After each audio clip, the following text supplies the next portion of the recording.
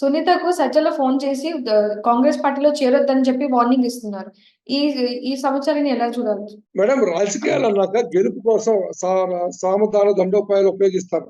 అది కుటుంబ వ్యవహారం. ఆ కుటుంబం విషయాల్లో మనం ఏం మాట్లాడతాము, ఆ కుటుంబంలో ఏం చెప్పారో, ఎవరికి ఏం చెప్పారో ఎవరు వినలేదు, కనలేదు. వేరే వాళ్ళు చెప్పారని చెప్పేసి మనం సమాధానం చెప్పడం కాదు. రేపొద్దున ఆ కుటుంబం ఒకటి అవ్వచ్చు, అవ్వకపోవచ్చు. అది కుటుంబ విషయాల్లో ఇప్పుడు గెలుపు ముఖ్యం. ఇందాకే చెప్పాను మీకు, రాజకీయాలు గెలవటం ముఖ్యం. అనేక రకాల ప్రోగలోపాలు, అదిరింపులు, బెదిరింపులు ఉంటాయి. చేశారా చేయలేదా అనే దానికన్నా కూడా రాజకీయాల్లో గెలవడం కోసం ఏదైనా చేస్తారు. తప్పు పట్టాల్సిన అవసరం లేదు. ఇప్పుడు నేనున్నాను, నేను గెలవాలనుకోండి, నేను గెలవడం కోసం ఎదుటి వాటితో ఆట ఆడేటప్పుడు నేను ఎఫెన్స్ ఆడతాను, డిఫెన్స్ ఆడతాను. అలా ఎఫెన్స్ డిఫెన్స్ ఆడితేనే నేను మ్యాచ్ గెలవగలను. అట్లాగే రాజకీయాల్లో కూడా అవసరం వచ్చినప్పుడు ఎఫెన్స్ ఆడాలి, అవసరం వచ్చినప్పుడు డిఫెన్స్ ఆడాలి. ఏమి ఆడకుండా అలా చేతుల్లో కూర్చోబెట్టే అధికారాన్ని వాళ్ళకి అప్పచెప్పలేరు కదా ఎవరైనా. అది ఎవరైనా కావచ్చు. అదొక భాగం. అదిరింపులు, బెదిరింపులు రాజకీయాల్లో ఒక భాగం.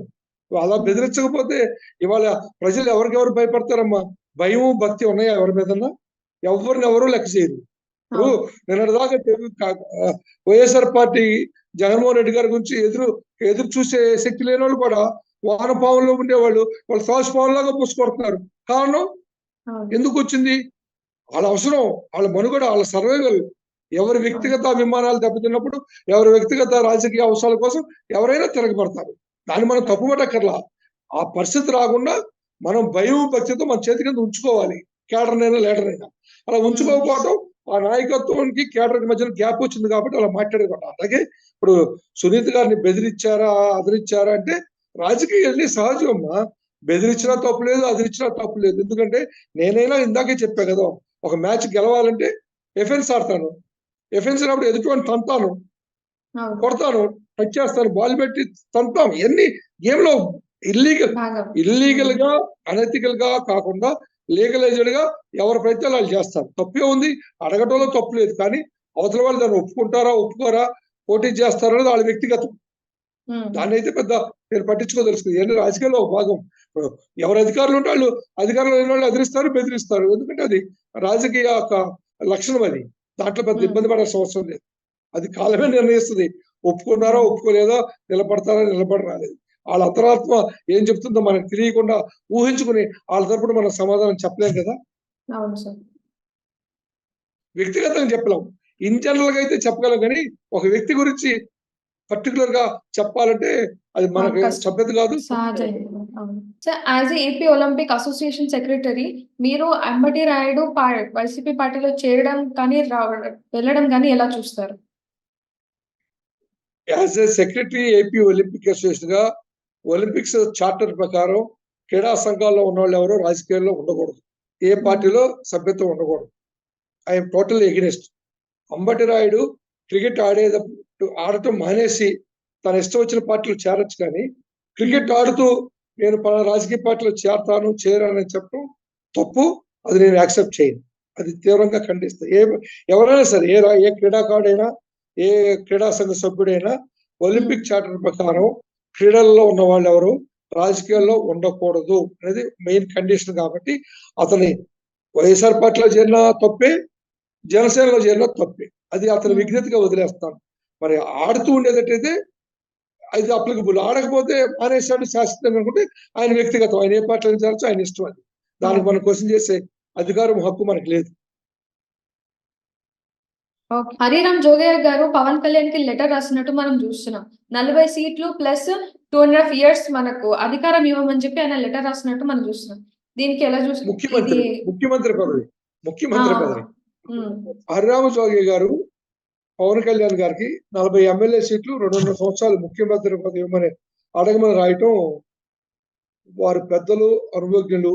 ఈ పరిస్థితుల్లో 2.5 సంవత్సరాలు ముఖ్యమంత్రి పదవి పవన్ కళ్యాణ్ గారికి ఇవ్వాలని డిమాండ్ చేయమని రాయటం అది కరెక్ట్ కాదేమో నా వ్యక్తిగత అభిప్రాయం. ఎందుకంటే తెలుగుదేశం పార్టీకి వెన్నెముక బీసీలు, పార్టీ పెట్టిన దగ్గర నుంచి. అటువంటి బీసీలని వదులుకుని, కాదనుకుని చంద్రబాబు నాయుడు గారు పవన్ కళ్యాణ్ గారికి 2.5 సంవత్సరాలు ముఖ్యమంత్రి పదవి ఇస్తానని కమిటీ అయితే బీసీలు అందరూ తిరుగుబాటు వస్తుంది. అది మొదలకే మోసం వస్తుంది.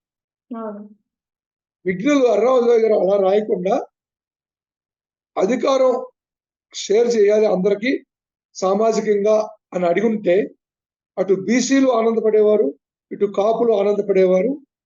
నేను గతంలో కూడా చెప్పాను. ఇప్పుడు జాతీయ పార్టీలకైతే ఏ కులస్తుడైనా అధికారంలోకి రావడానికి అవకాశాలు ఎక్కువ ఉంటాయి. ఈ రీజనల్ పార్టీస్ లో ఏక పరిపాలనా పార్టీల్లో ఆ వ్యక్తుల యొక్క నిర్ణయం, ఆ కుటుంబాల యొక్క నిర్ణయం మీద ఆధారపడి ఉంటుంది. కానీ ఇక్కడ తెలుగుదేశం పార్టీ కాపులకు ముఖ్యమంత్రి ఇవ్వాలన్నా, బీసీలకు ముఖ్యమంత్రి ఇవ్వాలన్నా ముందుగా లోకేష్ దాన్ని స్పోర్టివ్గా తీసుకుని అలా ఇవ్వటానికి ఒప్పుకుంటారా ఒప్పుకోరా అనే దాని మీద ఆధారపడి ఉంటుంది. ఇప్పుడు ఎలా జరుగుతుందంటే అమ్మా ఈ రీజనల్ పార్టీస్ లో భజన ఉంటుంది, వ్యక్తి భజన. ఈ వ్యక్తి భజనలో ఆహా బాబు ఓహో బాబు అనేవాళ్ళు, నువ్వే రాబోయే కాలకు ముఖ్యమంత్రిని, అదని ఇదని లేనిపోయిన ఆశలు కలిగించి ఆ వ్యక్తులను ఎక్కడికో తీసుకెళ్ళిపోతారు పైకి. అలా వెళ్ళిపోయిన నాయకులు, లోకేష్ బాబు గారు అలా ఆలోచించకపోవచ్చు, అలా రాజకీయ నాయకుల్ని పైకి తీసుకెళ్లి పొలగచెట్టు ఎక్కించి కింద పడేస్తారు ఈ పక్కన ఉన్నటువంటి గానా బజారా బ్యాచ్. అలా బీసీలకి వెన్నుముకగా ఉన్న తెలుగుదేశం పార్టీకి కాపులు కూడా ఏకపక్షంగా సమర్థించినప్పుడు సామాజికంగా వాళ్ళ యొక్క ప్రతిభను బట్టి కాపులకైనా ముఖ్యమంత్రి అవ్వచ్చు, బీసీలకైనా ముఖ్యమంత్రి అవ్వచ్చు, ఎస్సీలకి ఇవ్వచ్చు, ఎస్సీలకి ఇవ్వచ్చు, మైనారిటీలకి ఇవ్వచ్చు. ఈ పార్టీ ఈ కులస్తులకి ముఖ్యమంత్రి ఇవ్వాలనేది ఎక్కడ రాసి ఉండదు. ఒక కులస్తుడే ఓటేస్తే రెడ్డి గెలవడు, కమ్మ గెలవడు, కాపు గెలవదు, బీసీ గెలవదు, ఎస్సీ గెలవదు, ఎస్టీ గెలవదు. అన్ని కులాలకి అన్ని పార్టీలు అన్ని కులాలు ఓట్లేస్తేనే గెలుస్తారు, వాళ్ళు ముఖ్యమంత్రి అవుతారు. అలా ఆలోచన ఉన్నప్పుడు కులానికి ముఖ్యమంత్రి పదవి ఇవ్వాలకుండా మా కులంలో అర్హత ఉన్న వ్యక్తికి ముఖ్యమంత్రి పదవి ఇవ్వాలి అని అడగటంలో తప్పు లేదు. అది ఆ రొటేషన్ బేసిస్ మీద ఎప్పుడు ఒక కులం ఎందుకు ఉండాలి, కులాలు సామాజికంగా రొటేషన్ ఉండాలి అనేటువంటి ఆలోచన తీసుకురావాలి. అలా తీసుకొచ్చినప్పుడు నా కులానికి ఏమో ముఖ్యమంత్రి పదవి అడగకుండానే రొటేషన్ ఆటోమేటిక్ గా ఒకసారి కాపులకు వస్తే, ఒకసారి బీసీలకు వస్తే, ఒకసారి ఎస్సీలకు వస్తే, ఒకసారి ఎస్టీలకు వస్తే, ఒకసారి ఓసీలకు వస్తే, అలా అందరూ ప్రతిభను బట్టి వాళ్ళ కెపాసిటీని బట్టి ముఖ్యమంత్రులు అవుతారు. అలాంటప్పుడు కులవారీగా పదవులు కోరుకోకుండా ప్రతిభగా రొటేషన్ బేసిస్ అన్ని కులాలకి సామాజిక న్యాయం జరగాలని మాట్లాడితే పెద్దలు విఘ్నులు హర్రామజయ్య గారికి ఇంకా గౌరవం పెరిగేది. కాపుల కోసం ఆయన కాపు పోరాట సమితి నాయకుడిగా పోరాటంలో తప్పులేదు కానివ్వండి, తెలుగుదేశం పార్టీని మన వల్ల ఇబ్బంది పెట్టకూడదు అనేటువంటి ఆలోచన వారికి ఉంటే బాగుండేది అనేది నేను అనుకుంటున్నాను. ఎందుకంటే ఇప్పుడు వీరు అడగగానే వారు ఇస్తారని నేను అనుకోను. వారు ఇస్తారని కమిటీ అయితే బీసీలు మరి 50% ఉన్న బీసీలు ఏమైపోతారు ఈ రాష్ట్రంలో, మరి వారంతా డిమాండ్ చేయాలి. కాబట్టి తెలుగుదేశం పార్టీ ఇటువంటి అవకాశాలు ఎవరికి ఇవ్వకుండా వారు చంద్రబాబు నాయుడు గారు నా తర్వాత ఈ పార్టీలో బీసీలైనా ముఖ్యమంత్రి అవుతారు, కాపులైనా ముఖ్యమంత్రి అవుతారు, ఎవరైనా ముఖ్యమంత్రి అవుతారు, నా కొడుకునే ముఖ్యమంత్రిని చేస్తాను అనేటువంటి ఆలోచన పెట్టుకోవద్దు. ఆ భ్రమలు మీకు ఎవరికి వద్దు. ఇది తెలుగుదేశం పార్టీ సామాజిక న్యాయం చేసే పార్టీ అని ఆయన డిక్లేర్ చేస్తే అప్పుడు ఇటువంటి అపోహలకి ఆలోచనకి తావు లేకుండా ఉంటుంది అనేది నా వ్యక్తిగత అభిప్రాయం. కాబట్టి అది పునరాలోచించుకోవాలని విఘ్నులు పెద్దలు హర్రామజయ్య గారికి విజ్ఞప్తి చేస్తాను. ఎందుకంటే మనకి ముందు మన పార్టీ మనుగడ ముఖ్యం, మన కులం మనుగడ ముఖ్యం. మనకంటూ మనుగడ వచ్చి మనమంటూ ఒక ఎగ్జిస్టెన్స్ ఏర్పడినాక మనం ఆ తర్వాత దేనికైనా ఆరాటవచ్చు, పోరాడవచ్చు. మొదలు మొగుడు అంటే పెసరపడి పెళ్ళామని అసలు ఇంతవరకు ఏమీ లేదు. అప్పుడే ముఖ్యమంత్రి పదవి కావాలి, ఆ పదవి కావాలని ఆయన అంత సీనియర్ అనుభవజ్ఞులు, ఆయనకున్న సర్వీస్ అంత లేదు. నా వయసు ఆయన నేను చెప్పేంతటి వాడిని కాదు, కానీ ఆయన అభ్యర్థన పునఃపరిశీలించవలసిందిగా నా ప్రార్థన. అది తెలుగుదేశం పార్టీ అవ్వచ్చు, వైఎస్ఆర్ పార్టీ అవ్వచ్చు, ఇంకో పార్టీ అవ్వచ్చు. ఏ పార్టీ అయినా ప్రజలు నమ్మిన రోజున పవన్ కళ్యాణ్ గారు ముఖ్యమంత్రి అవ్వకుండా ఎవరు ఆపలేరు. ఆ నమ్మకం కలిగించాలంటే కాపులు, నా వ్యక్తిగత అభిప్రాయం, చాలా కమిట్మెంట్ తో పనిచేస్తారు. కాపు అనేవాడు కాపు కాసేవాడు. అలాంటి కాపు కాసేవాడు ఆవేశంలో నిర్ణయాలు తీసుకోకుండా ఆలోచనలతో నిర్ణయాలు తీసుకుంటే ఈ రాష్ట్రంలో ఏనాడో ముఖ్యమంత్రి అయ్యేవాళ్ళు. ఒకళ్ళు ఒక్కలా వాళ్ళ దగ్గరికి నడుచుకుంటూ వచ్చేది. ఎందుకంటే కాంగ్రెస్ పార్టీలోనే వాళ్ళకి 18% ఉన్నటువంటి కాపులు ముఖ్యమంత్రి అవ్వలేకపోయారు 40 సంవత్సరాల పరిపాలన కాంగ్రెస్ పాలనలో. ఇవాళ వాళ్ళ సొంత కులం బ్యానర్ మీద ముఖ్యమంత్రి అవ్వాలంటే కష్టం. ఏ కులమైనా ఇవాళ ఎన్టీ రామారావు అయినా క్యాస్ట్ బేస్ మీద ముఖ్యమంత్రి అవ్వాలని అవ్వలేడు. ఎందుకంటే ఆ రోజున ముఖ్యమంత్రి గారిని అన్ని కులాలు దేవుడు, రాముడు, కృష్ణుడిని పిలిచారు. ఇవాళ కుల విభజన జరిగిపోయిన తర్వాత ఈ రాష్ట్రంలో ఏ ఒక్కరు కూడా కులం పేరు మీద గెలవలేరు. కుల నాయకులందరూ కల్లాకులయ్యారమ్మా ఈ రాష్ట్రంలో. మీకు తెలుసు, పేర్లు చెప్పడం. ఏ కులాన్ని అడ్డు పెట్టుకుని నాయకులుగా చలామణి అయ్యారో ఆ నాయకులందరినీ ఆ కులస్తులే ఓడించారు. కాబట్టి కులాన్ని అడ్డు పెట్టుకుని రాజకీయం చేయటం జరగని పని. ఏ కులానికైనా అన్ని కులాలను సపోర్ట్ చేయాలి. ముఖ్యంగా కాపులకి బీసీలు సపోర్ట్ చేయాలి. అప్పుడే కాపులు సక్సెస్ అవుతారు. బీసీలు సపోర్ట్ లేకుండా బీసీలకు అడ్డా వెళ్తున్నాము అనేటువంటి ఆలోచన బీసీలకు తీసుకొస్తే బీసీలు ఎప్పటికీ కాపులకు దగ్గర అవ్వవు.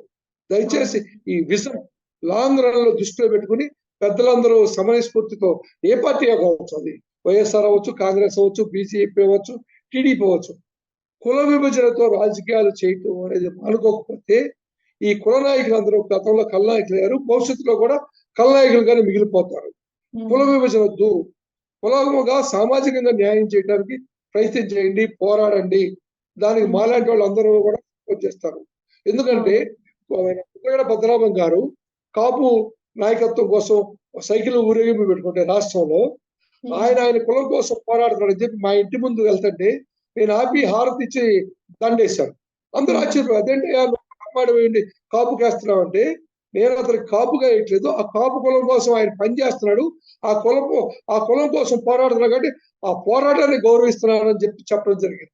అలా అంత సమయస్ఫూర్తి, అంత విశాల భావ దృక్పథాలతో మనం ఉండగలిగితేనే ఈ రాష్ట్రం అభివృద్ధి చెందుతుంది. కానీ ఒక కులం మీద పెట్టుకుని ఒక కులం మీద విషం చల్లుతూ ఆ కులం గెలవకూడదు, అంటే ఆ కులం రాకూడదు అనేటువంటి వ్యక్తిగత ద్వేషాలు తీసుకొచ్చి సమాజంలో తీసుకొస్తే అది సమాజానికి నష్టం జరుగుతుంది.